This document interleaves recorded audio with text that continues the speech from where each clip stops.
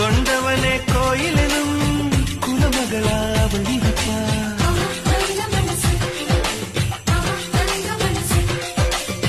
தன் முகத்தை பார்ப்பதற்கும் என் முகத்தில் அவ முடிப்பாள்.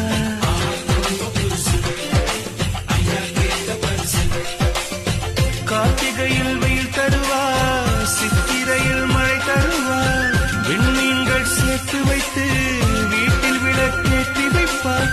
தாயை போல பாசம் சொல்லி தமிழ் பெண்ணாய் வாழ்ந்திருப்பாள். முக்குத்தி முத்தழகு முனம் பிற பொட்டழகு,